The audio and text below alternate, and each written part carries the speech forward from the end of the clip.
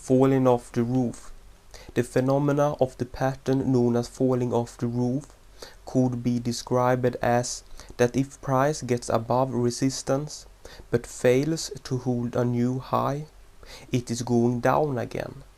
And on the image I am showing you where it says sell, that is the point where you have to sell, and where it says target down here, that is the point where you will get your profit.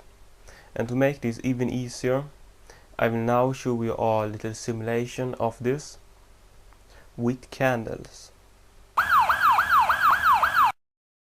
In this simulation, the dotted line is the resistance, and the candlesticks make their way up to the resistance line.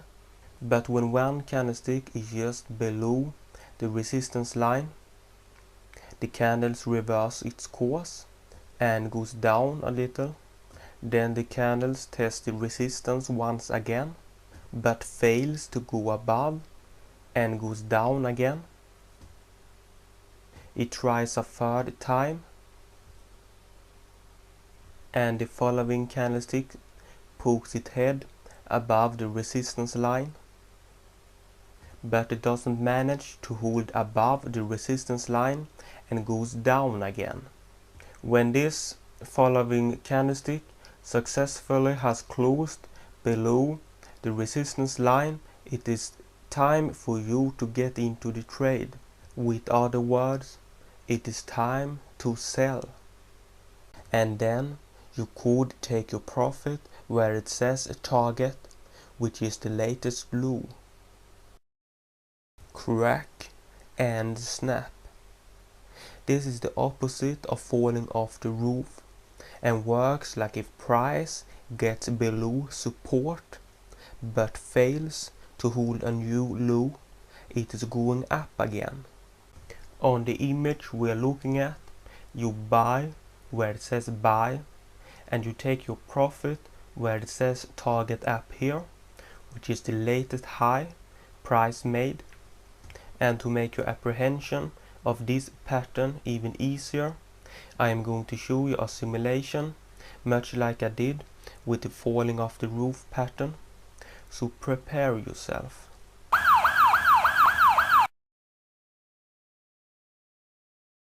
This time the dotted line is support. The simulation begins with the candlesticks approaching the support line, but stops right above the support line and goes up a little, and then it tries the support once again, but it doesn't manage to get through, and it goes up a little once again and goes up a little more, but soon it starts to decline again and manages with force to push its head below the support line, but it doesn't have enough power to make a new low, and it goes up again. And this, my friends, is your sign. Buy and take your profit at the latest high, where I conveniently have written target up here. Change of polarity. The pattern known as change of polarity means either that when a resistance is broken, it automatically becomes a support, or that when a support is broken, it automatically becomes resistance. If you are aware of resistance and support lines, the pattern known as change of polarity is quite simple to remember. Just make a note about that if price gets above the resistance, that price level automatically is now a support, or if price gets below support, it automatically turns to a resistance level. Even so, that this pattern might be easy to remember, I will make it even easier by showing a simulation, and this simulation shows a resistance which then turns to a support.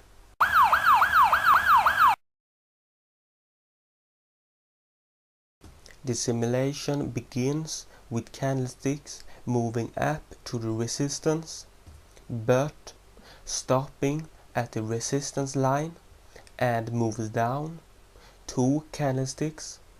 Then it gets up again and gets near resistance, fails to get above and goes down 2 candlesticks, moves up but fails to get above once again, moves down 1 candlestick and then goes up 1 candlestick again, and there it pokes its head above the resistance line, and the following candlestick closes above the resistance line, and the next one also manages to close above.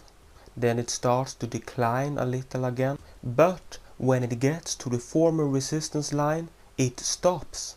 It can't get through and it moves up again. The resistance has become support. Head and shoulder.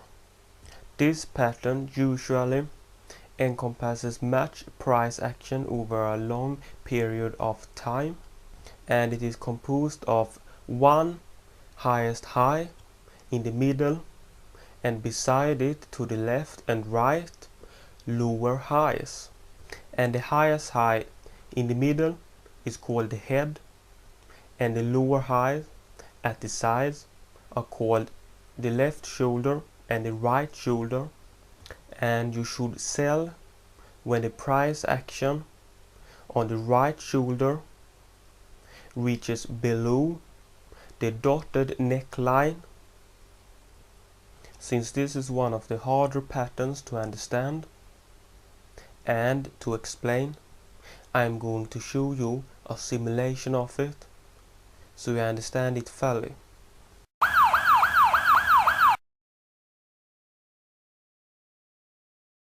This simulation begins with the candles beginning to move up.